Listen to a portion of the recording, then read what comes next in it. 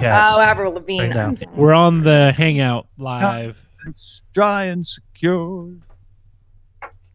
What? Wait, isn't that a deodorant jingle? Yes. Deodorant jingle. Yeah, come on. Who doesn't know that? Confident, I've decided to confident, lean dry into and secure. Oh, no, ancient I cultural remember that, references yeah. now. Yeah. Raise your hands. Raise your hands if you're If you're sure. sure. See? Everybody sing it with me. Aren't you Daily glad Tech you News used Show, dial? not sponsored by Shure.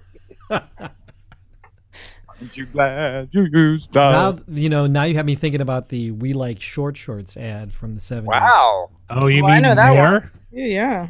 The Nair ad. We like short shorts.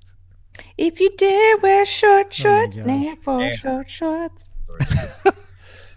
We were dating Back when ourselves. they actually couldn't get the license to actual recordings for whatever reason, so they would always re-record them. What is that stuff made out of? I always thought it was just like a toxic blend of something. I think it is. Stripping away your hair, but Nair. I don't know who's doing that. I've tried it. It wasn't fun. Nair. Mm-hmm. I Yeah, don't it's even like think they make that anymore. maybe just a razor, so you don't actually like have to pour chemicals on your body to like disintegrate things. It's a That pillage seems more dramatic. that breaks the disulfide bonds of the keratin molecules in hair. Yeah, no, Wow. don't do that. Wow. What? It's fine. Please. Just reduces People would do anything in the 70s, really. They would seriously do anything. calcium hydroxide and Crossover bands, Nair. it's some slaked lime and lye. These are like 19th century chemicals. Yeah. So a cyanide doesn't mean I want to chug it. Lye was in there? Yeah. Holy crap. You know, cocaine used to be in Coca-Cola. Yeah. Not a myth. Cocaine was in a lot of things. No, No, no, it really was. super legit. I mean, also cocaine was available over the counter and widely, you know. Sure. Yeah. was- Put on baby's gums. It Get 'em was stuck a, in it. what did they call it? Available in many places. Okay. Cocaine used to be in diapers. It was crazy. Yeah. Baby would get up and walk around in the middle of the night. So Brian, don't get tripped up by I'm trying to write it clear, which sometimes means I make it even harder. But Mario, if you spell Yeah, it yeah, I M-A-R figured that out, yeah. Okay, good. I just wanted to make sure I didn't make the problem worse by trying to. Like, oh my God, what? If you spell it M dash Z-Flox, Peabody, dash, MJ, what?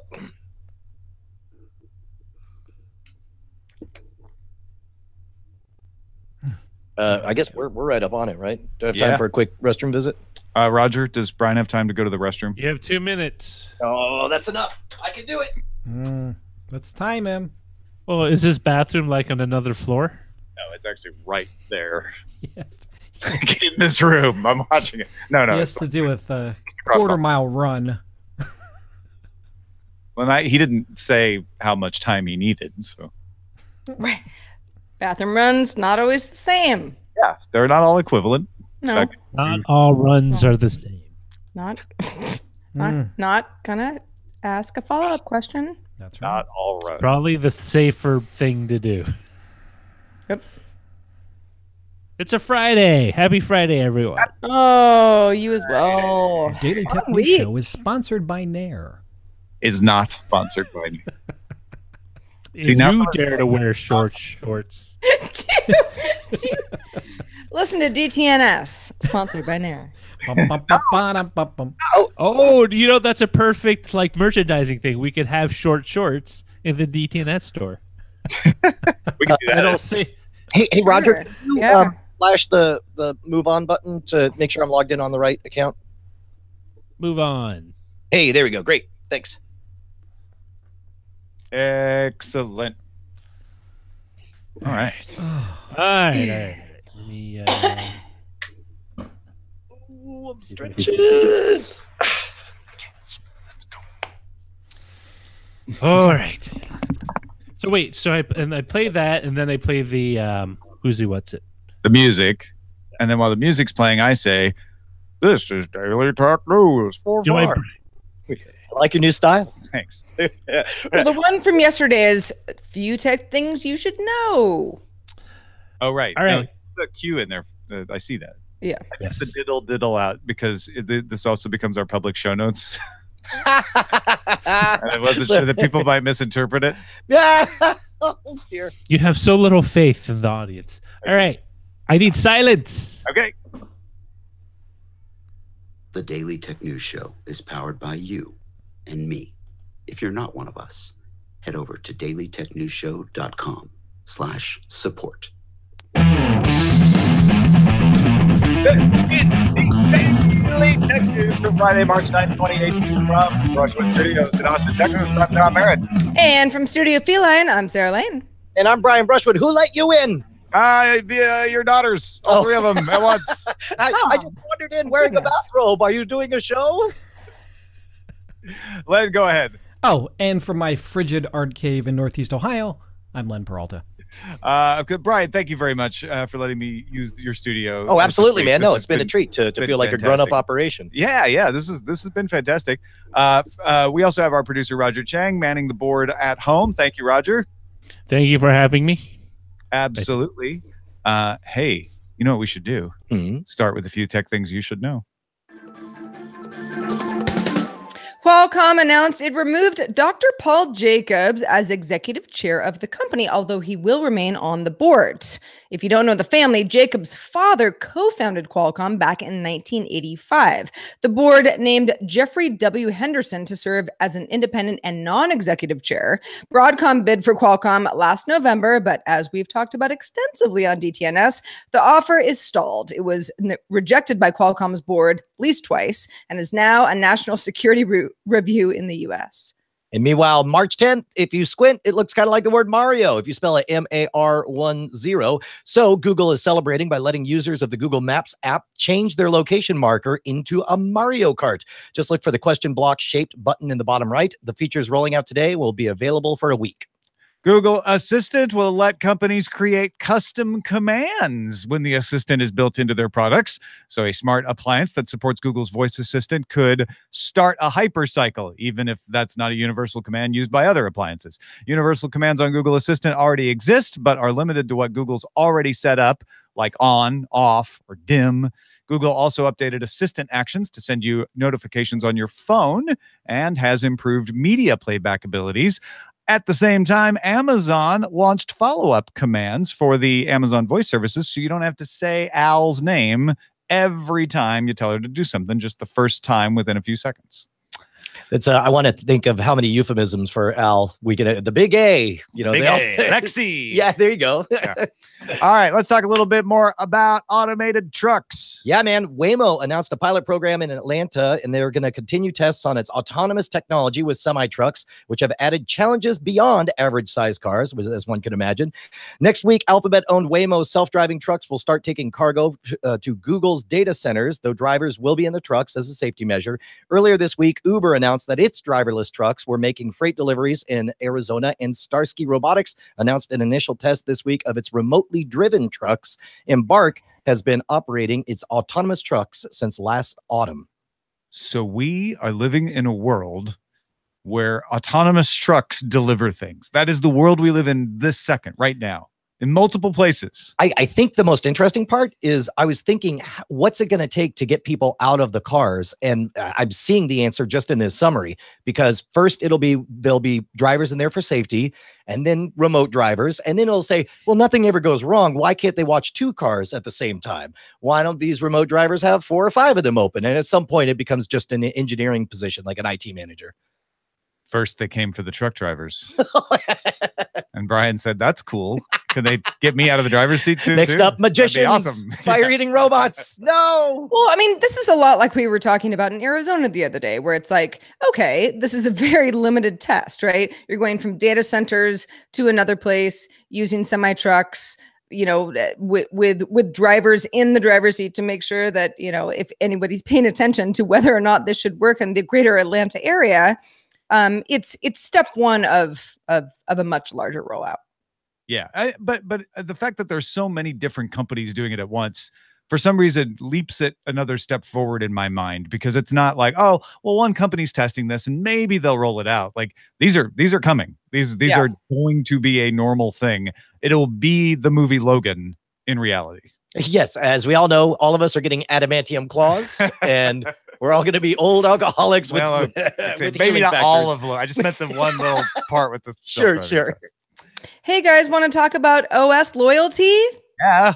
Okay, a report from Consumer Intelligence Research Partners found that phone iOS loyalty, or OS loyalty rather, has remained steady since 2016. If you're wondering who wins, Android has a 91% loyalty rate compared to 86% for iOS, with Android benefiting from a wider selection of devices, much wider.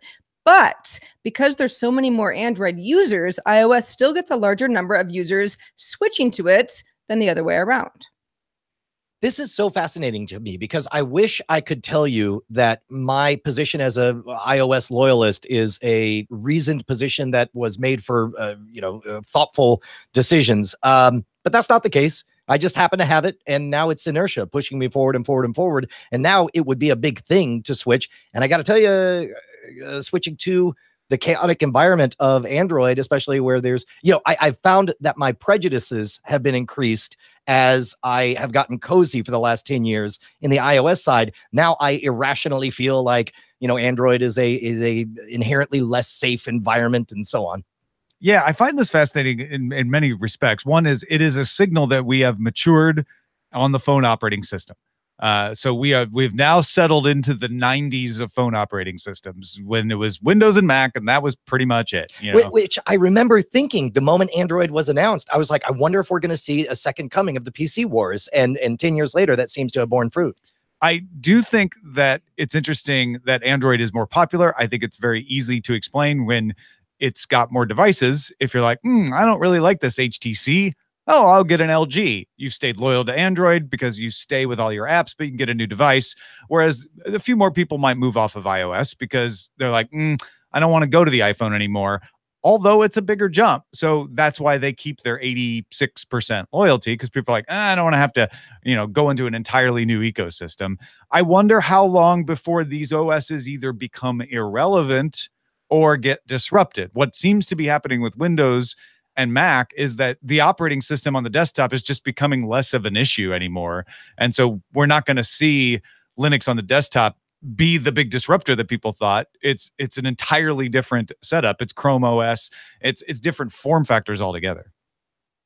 In fact, operating systems on phones are actually the ones that are taking over this, right? Like operating systems on phones have taken what I think people thought would happen with Windows and Mac, right, and said to the extreme, because it's all hard coded into the device. Yeah. Well, and as somebody who I've only had an iPhone since smartphones were available, right? And I know a lot of people who are on Android, and I pay a lot of attention to that. But some of my less technical friends who have always had Android phones look at my phone and they're just like, "Wow, what are you doing?" It really is.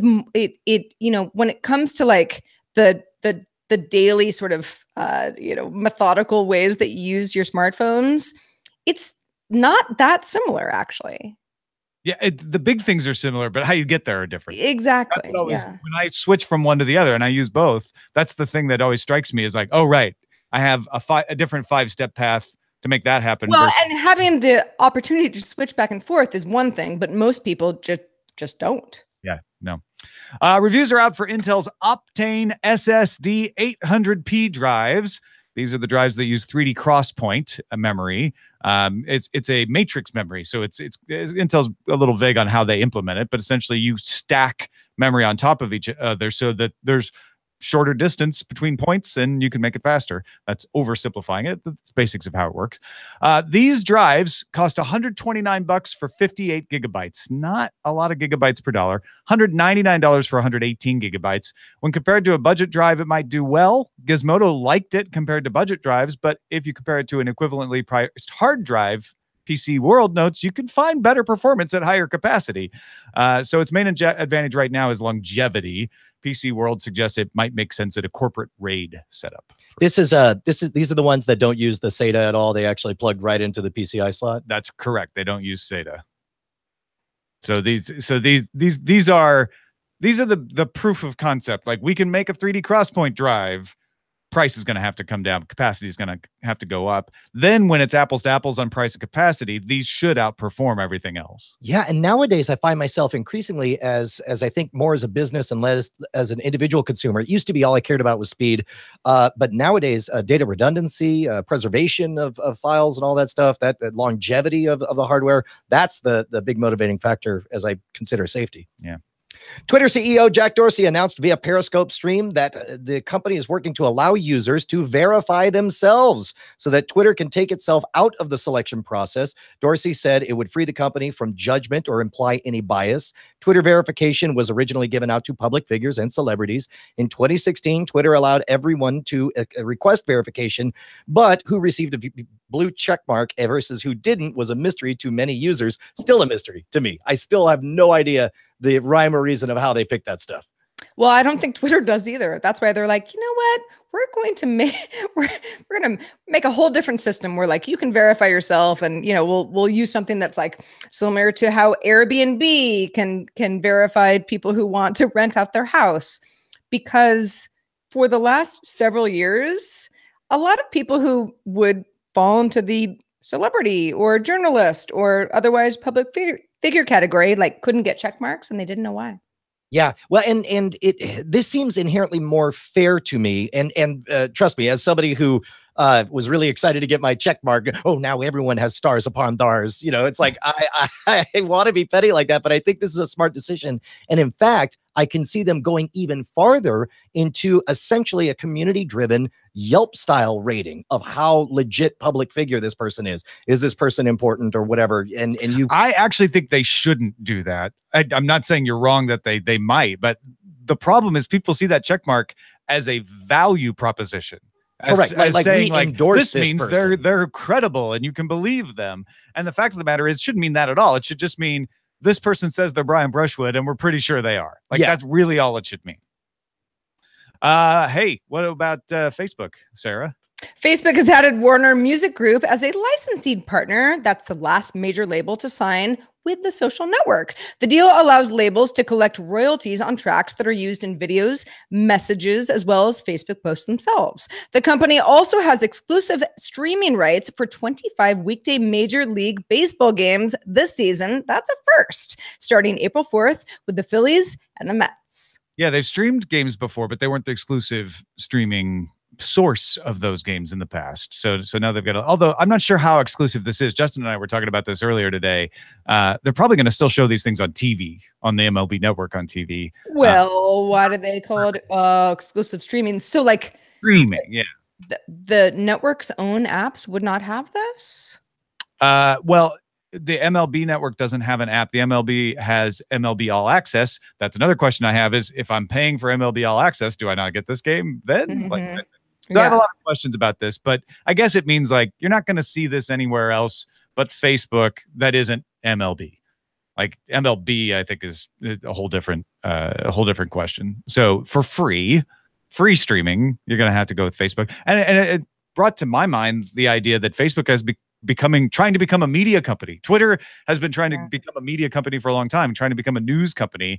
Facebook seems like it's really, really trying to be a place where you can, put music in your videos and listen to music, and now you can watch baseball games, and they've carried other sports live. So I do see Facebook and Twitter possibly becoming competitors to Netflix and Amazon and all of the cable networks. I'll tell you one thing this story made me realize is, if there's one thing I know less about than music licensing rights, it's baseball. that was your big revelation. Yeah, I was like, I know nothing about either of these. Well, but it's funny because Twitter has experimented with this over the last few years in a variety of capacities and with mixed results, but no one is not no one. Most people are not going to Twitter to be like, well, let's stream the latest, MLB game or whatever. The fact that Facebook wants to try this out, and the fact that they have more users, they're less reliant on that kind of, Twitter real-time syntax. I think they have a better chance of this working than Twitter ever did. I mean, Twitter, I think, will become news. Apparently, their streaming partnership with Bloomberg has done pretty well.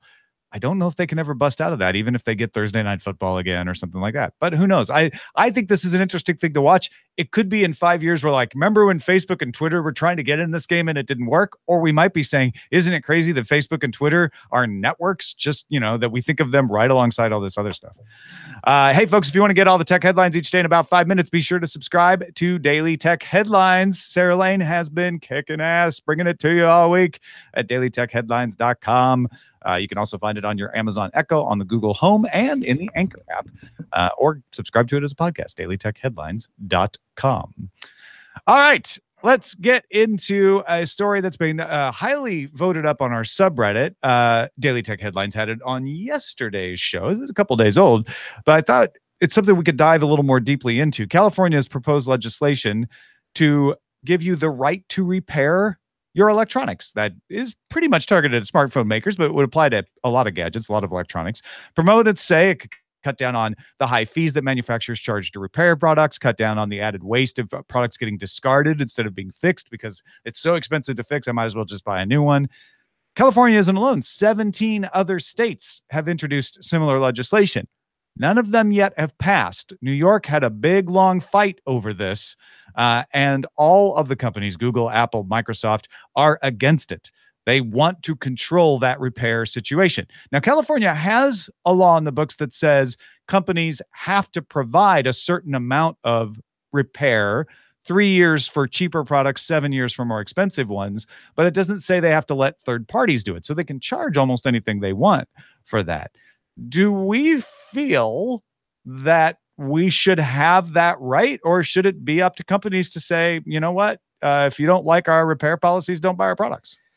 It's tough because ultimately both sides of the issue are wishing for competition to solve it. In the case of the argument for the right to repair is saying it's BS that 7 years after I buy this refrigerator, there's only one company that can fix it and they're charging out the wazoo. I would like more competition. So I want this law to open it up to third-party people. However, in doing that, that now restricts all of these companies to not make daring, wild, possibly poorly advised changes to their products. For example, when let's say all of this came to pass, you might have a thing where all of a sudden Apple, as they put together their new MacBook, when they made headlines a few years ago when they switched to gluing parts down instead of having screws in there, and they're like, hey, this is going to make it difficult to repair. They're like, yeah, we know, but it's also going to make it thinner and lighter and a better experience while it's working. That's their crazy decision to make. And if this passes, you restrict their ability to do that kind of stuff. I don't think you restrict their ability to do that at all. Well, if for example, and of course we're comparing future made up nightmarescapes, right? So in the nightmarescape, I'm imagining they want to do something like go to gluing everything down. Then all of a sudden, somebody who does not work at Apple is able to say, you can't do that, because then but that's not what this law would say. This law says, and the versions of it are, Apple has to provide the manual on how to fix it and has to not prohibit people from doing it. Right. Well, so it would actually be it would actually encourage Apple to glue things down, because they're like, this way it's harder for third parties. Right. Yeah. If you want to build your own smartphone, go ahead. Here's the unfortunate example in my part. No, actually, I think it's a good example, though, because it would encourage companies to make products harder to repair, which would be the opposite intention of the law. Well, and that's so often what happens. This is what makes me nervous about this. Well-intentioned legislation often has perverse unintended consequences, and it's pretty easy to consider for some future worlds where innovation slows down or it becomes more complicated. It reduces the number of players in the market because you have to be a big enough company that you can afford to take these do things the conventional way instead of a wild-eyed outsider kind of way. I want the right to repair. I don't think the companies should be able to put it in their terms of service that if you try to repair this, you lose your warranty and we won't touch it anymore. I think that's a law I can get behind. Is like, don't let companies artificially restrict my ability to repair. Making them give diagnostic manuals to the competition, their competition. I mean, it's not reverse engineering stuff. They don't have to give away trade secrets, but they do have to say like, hey, here's how you diagnose the problem. That's where I'm iffy. I'm not necessarily set against it, but I can see the argument a lot for the company to say, okay, but why should I be forced to do that? If they can reverse engineer it, the law prohibits me from stopping them, fine, but why should I help them? Yeah. Well, and keep in mind also, Apple's entire brand is based on this closed architecture. Like, we are mommy and daddy and we will take care of you. And all of these third-party repair people exist because of the massive success of the daring way that they've arranged their company. So to break that and to say, no, now you have to work with these competitors, these Remora that have, I'm acting like I hate repair people. That's not the case at all. But these hangers on, you now have to support them directly, which I don't know. It just feels dangerous to me. And I don't have anything other than a vague spider sense about it, but I'm almost certainly wrong, like I am about everything.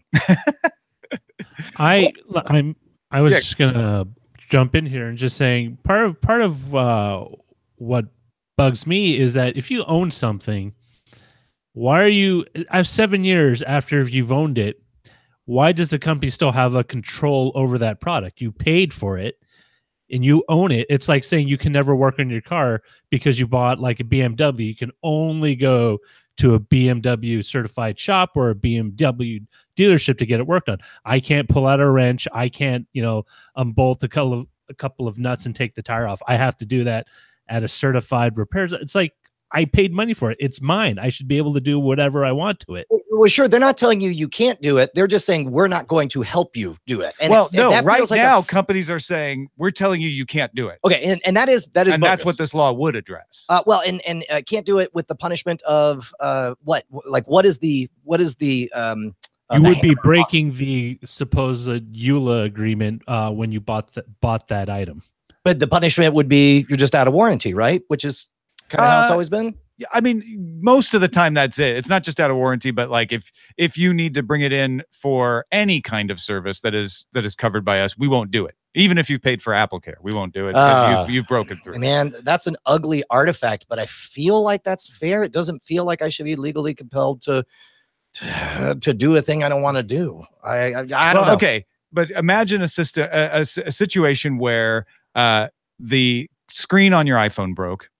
You've replaced the iPhone yourself, the iPhone screen yourself, and then you have a problem with iCloud, not related to your hardware screen at all. You bring it into Apple, they're like, "Oh, we can tell you replaced your own screen. We're not gonna fix your iCloud problem." Right. Well, so the question is, do businesses have the right? Do they have the freedom to be bad? And I feel like that's one of the most vital rights for every business to have. Now, when Roger alludes to the John Deere situation, what John Deere's doing with tractors is saying, because we have the rights over this system, if you go in and repair it, we can sue you for violating the DMCA. Right. Well, and in this case, this is where I get to be the smug third party guy, where I'd be like, oh, so at the heart of it, you need a law to fix another bad law, So which you can make the case where it's like, well, if the one law wasn't there, you wouldn't need the other one to patch it. Yeah, I am for right to repair laws that preserve the rights that Roger was describing. Like, as long as it's saying, look, if you want to repair something or you want to pay someone else to repair something, there shouldn't be any ill effects for that. And if Apple sells parts or if Google sells parts to anyone, anybody should be able to buy those. I feel like that's fair, but I get where you're coming from, Brian, of like, on the other hand, if it's a truly competitive arena, then you could just go somewhere else and buy something else. That's part of the problem too, especially with phones.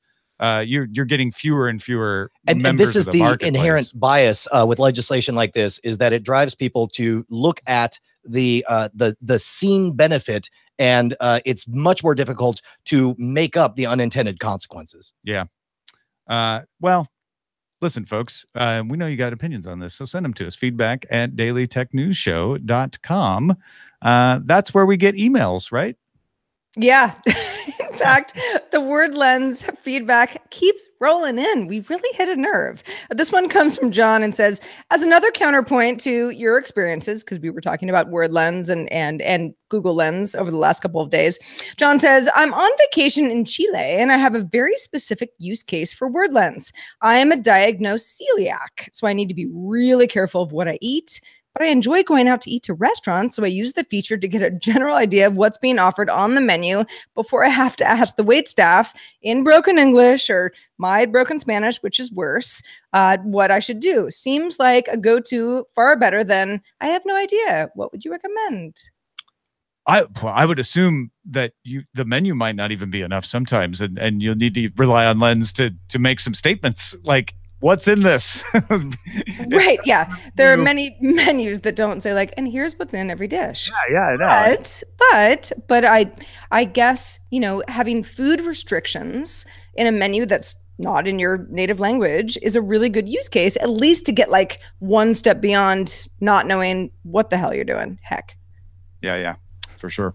Thank you, John, for the email. And thanks to everybody who participates in our subreddit. That's how we got today's discussion topic. Submit those stories and vote on them at dailytechnewsshow.reddit.com and keep the conversation hopping. It's doing well over there in our Facebook group, facebook.com/groups/Daily Tech News Show. Before we get out of here, let's check in with Len Peralta, who's been illustrating the show. Len, what do you got? Well, of course, right to repair, right for repair information or parts available. Where do I go? I go straight to the Beastie Boys, everybody. You got to fight for your right to make repair information and parts available to product owners and third-party repair shops and services. Catchy. Yeah. It's very catchy. Yeah. Good beat, danceable. It's excellent. That's today's image, which you can pick up at lenperaltastore.com. Check it out. Oh, it's so great. I love it. Brian Brushwood, thank you for being with us. Oh, thank you so much for having me, guys. Fridays in a row. What's going on at South by this weekend? We're all here for South by So Wasted tomorrow. If you are here in Austin on March 10th, come on out 2 p.m. at the Kung Fu Saloon. We're going to be doing a live night attack and a meetup. If you've heard my silly voice for years and wanted to see my silly face in real time, you can finally do it. Go check it out. Where can they find information about this? If they're like, that's so many things to remember. Is there tweet my producer, Bryce Deshcon Castillo at Brycast. Kung Fu Saloon, Austin, Texas, 2 p.m. Saturday. Oh, look at that. We're listed in the Austin 360 South by Southwest thingy. That's great. Cool. At that. Yeah. Well done. March 10th, 2018, 2 p.m. Thank you everybody for supporting this show. We are existing because you want us to. If you get value from the show, all we ask is you give a little value back. You can do it as a PayPal donation, dailytechnewsshow.com/support. You can do it by buying something in our store. We got Len Peralta art in there on a shirt. You could be wearing Len Peralta's vision on your chest right now. If you go to dailytechnewsshow.com/store, yeah, you won't get today's poster art on your chest. Previous poster art, though. Who knows? Maybe we'll have more. And of course, you can support us directly on Patreon, patreon.com/DTNS. As Tom mentioned earlier, we love to hear from you. If you'd like to get a hold of us, feedback at dailytechnewsshow.com is a great way to do it. We are live Monday through Friday at 4:30 p.m. Eastern. Starting Monday, mark your calendars. We go back to daylight savings time in the U.S., so it's 2030 UTC. If you want to find out more, dailytechnewsshow.com/live. On Monday, we will be talking to Patrick Thornton.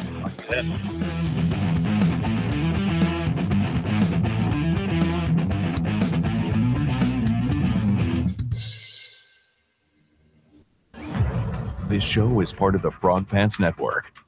Get more at frogpants.com. Diamond Club hopes you have enjoyed this program. Hooray! Yay. Laugh along with himself. Oh, That's I figured I did enough laughing for the both of us. Past you did enough laughing for. Oh, yeah, no. for In you. fact, I've given up laughing. I've taken a vow of seriousness that I just broke. That It's sounds already fun. over. Hey, good for Val. I apologize. My assigned jingle for the new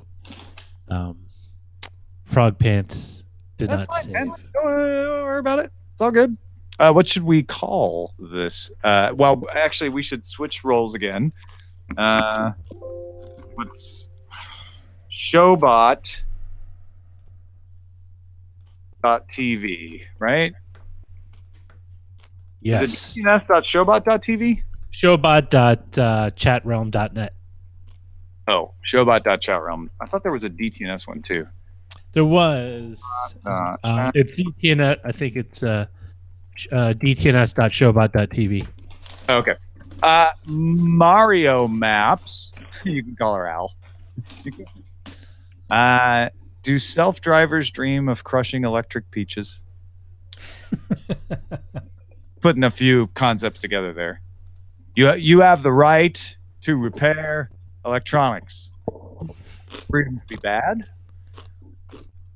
That would be funny if it was you might have the right. You might have the right to repair products. Man.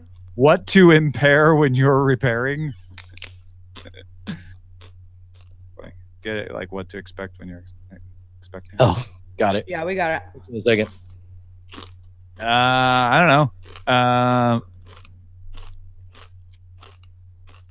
You might have the right to repair electronics. I just voted on that one.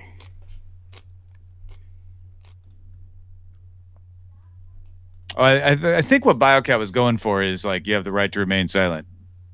You have the right to remain unrepaired. Anything you repair can and will be used against you. All right. I'm gonna log off, guys. All right. Thanks, Len. It's good Bye, seeing you. Len. Have a Bye. great weekend. Stay warm. Yes. See you next week. Take care. Okay. Man, already the backlash on Twitter. On Twitter to you? Yeah, Oh, of course, geez. of course. Because you had an opinion. Who wants to be the guy that defending big government or big business? I'll defend big government. Okay. You know what? Nobody could ever not defend these chips. Okay, so Have a corn chip. talk about backlash, though, Sarah. Eating chips on a mic. Uh-oh. Sorry. I'm just I saying. didn't do it during the show. Poor Sarah looks so dejected. She's like, oh, like she got chastised in class. I've had enough of today. I'm sorry. I'm just trying to prevent it. No, I know. I won't eat them. What to impair when you're repairing? Oh, you might have the right to repair electronics. Let's go with that. You might have the right to repair. Oh, you know what? What if you can you add a slash in there so it looks like lyrics? You have the right slash to repair slash, and then you can spell out electronics. Yeah, we can. It's a little long. Oh yeah, I don't know how long you do. I don't know if it's too long for the character count. How many characters you get? As many as we want. It's up to us if it's too long. Like it'll scroll Yeah. off people's. There's not like a hard limit. Yeah. Well, the good news is if it gets cut off with a ... it's pretty clear that, oh, these are this is a take on the Beastie Boys song. I'm not married to it either way. It's your show, Tom. No, I know. Oh yeah. You're like, Brian, you will never need to explain that to me again. Oh, that is so true. You have the right to repair electronics. And then keep on going. You say, your Apple caught you opening your old laptop.